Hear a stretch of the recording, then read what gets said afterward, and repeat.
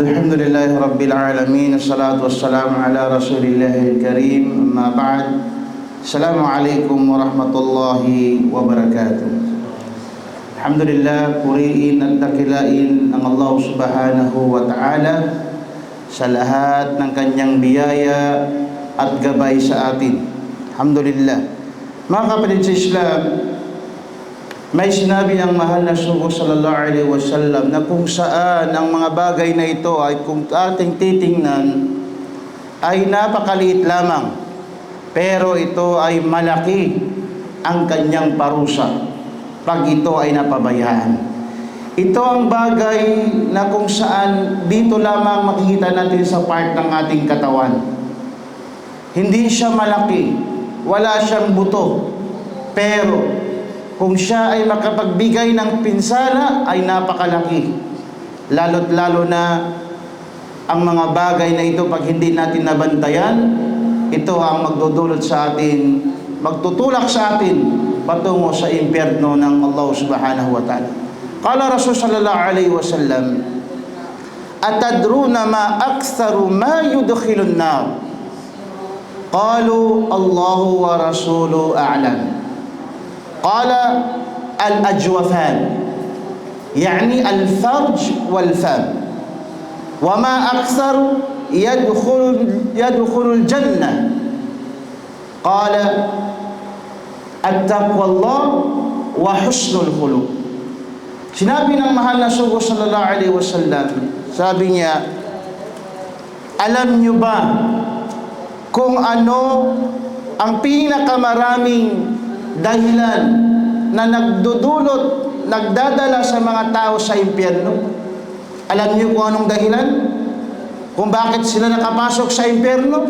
Sabi ng mga sahabat, tanging ang Allah at ang kanyang sugo lamang ang higit na nakakaalam. Qala sallallahu alaihi wasallam, sinabi ng mahal na sugo, al-farj wal-fam. Sinabi ng mahal na sugo, ang dalawang hungkag ng bahagi ng tao, bahagi ng katawan.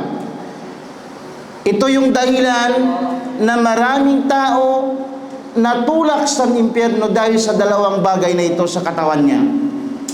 Yun ang kanyang ari at ang kanyang dila. Walang buto. At ang mga bagay na ito ay nakatago. Pero pag ito ay nakalabas na hindi nabantayan, hindi ito nagamit sa tama, ito ang magtutulak sa atin sa impyerno, iyadan billah. Mga kapatid sa Islam, at sinabi din ng mahal na sugo, ito ay sakit ha? Sakit to. Pero may gamot.